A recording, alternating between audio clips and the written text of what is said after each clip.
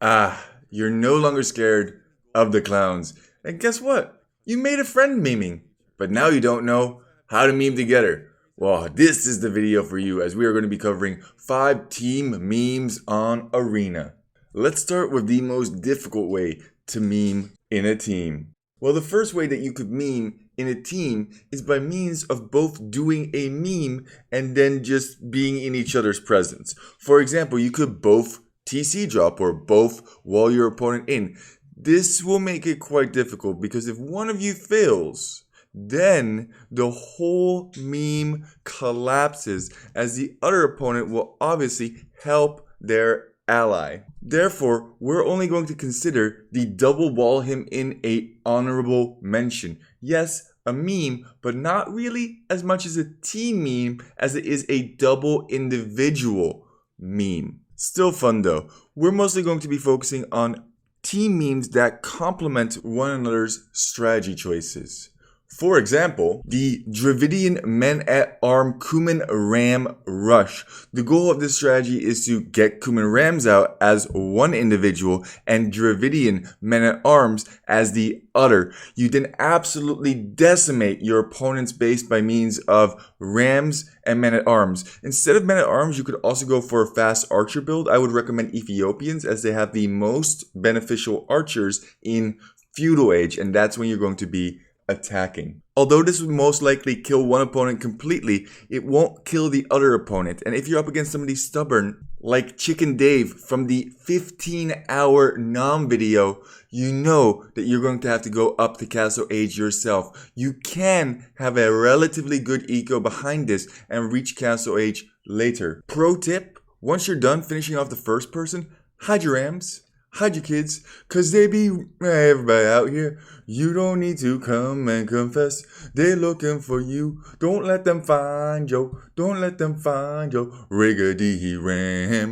Rams. Cause if you can upgrade them to capped Rams, you have a really strong push again in Castle Age. Discuss with your teammate what the last opponent is going for their unit composition and make their counter unit. In this situation, we have to go for camels to counter all the cav that Dave is making. At this point, it's also just about not making any major mistakes and throwing the game. In other words, good communication with your ally, even when memeing, will win you games. Make sure that you communicate with your teammate. Don't just go play this strategy with a rando. It's not going to be as effective or as fun. Let's move on to number 4. It's the Teuton Tower Rush combined with the Ethiopian 21 Pop Shotel Rush.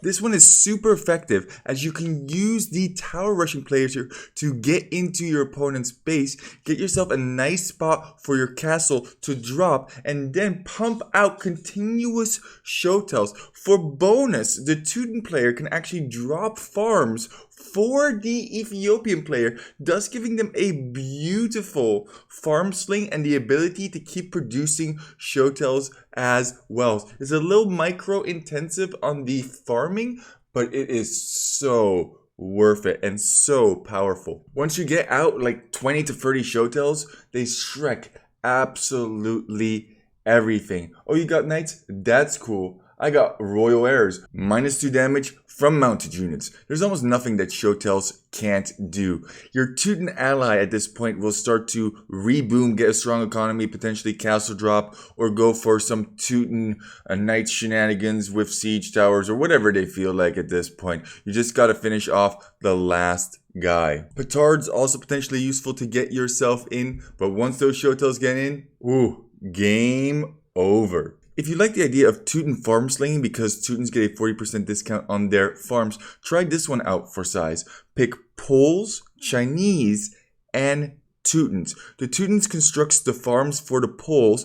The Chinese allows for a higher food bonus on their farms, and the Poles deposit the food directly. Now that's value. You can do the same thing that we did in the Ethiopian Teuton one, where the Teuton player gets the towers up, you get the castle up, get a whole bunch of pressure, get slots of privileges to reduce the gold cost on your knights as well, and you basically have free knights as you are overflowing with the food stuff. So many strats, so little time. Let's move on. In numero tres, it's the Organ Gun Gunjara Elephant Rush. This one is almost unstoppable in my opinion. You have the elephants to deal with all of the buildings and the organ guns to deal with anything else. Now organ guns did get nerfed relatively recently, so they do get kind of stopped by mangoes, but as long as you're not running into too many mangoes, you should be alright. Obliterate absolutely everything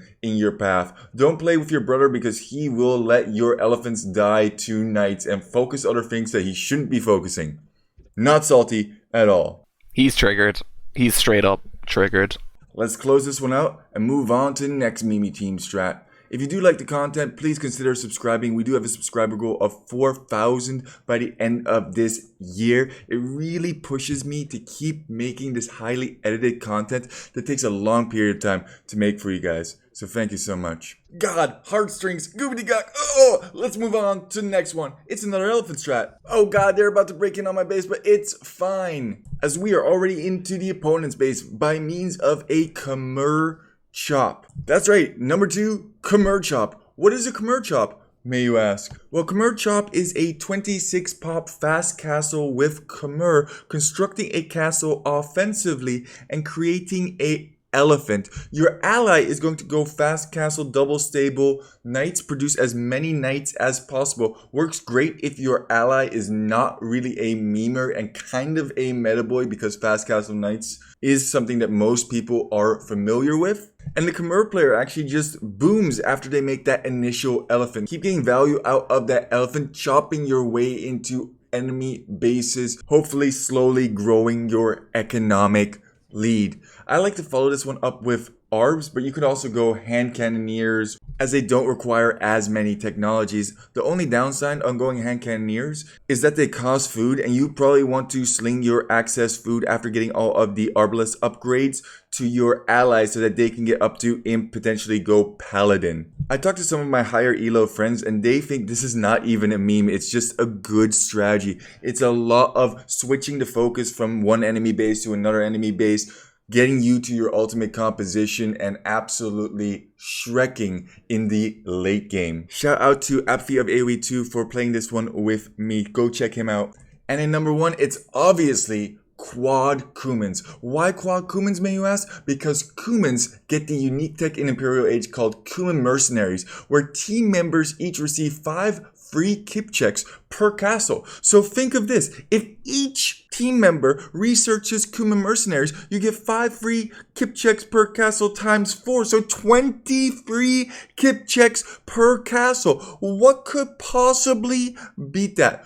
Actually, this strat is quite dog food sandwich. All they really have to do to counter this is go for skirmishers. But man, oh my, oh me, is this delicious. It's obviously not actually number 1. I just wanted to add this one for you guys. I think my Discord might actually kill me if I made this one number 1, as it is trash. Trash win! Let's go! Moving on to some more honorable mentions. Any sling strat will honestly get you the win, as sling is completely broken and overpowered in this game. But here's some of my very favorite sling strats. This is the full elephant sling, because who doesn't love full Persian elephants? The Ethiopian machine gun sling. With a Saracen ally, you get +2 bonus against buildings, and with the Ethiopian faster firing rate, nothing will stand in your way. Except maybe a pesky mango.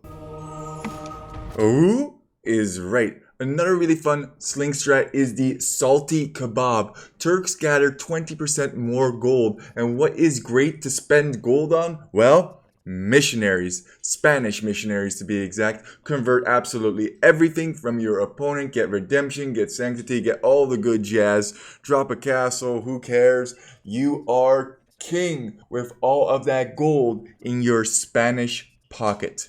In number 1, it can be none other than the T90 strat, aka the Goth Condo strat. This one is perfection. It is a sling strat, but let's break down why this strategy is so flipping good. Well, first of all, condos don't have an elite upgrade, so they're just strong base units.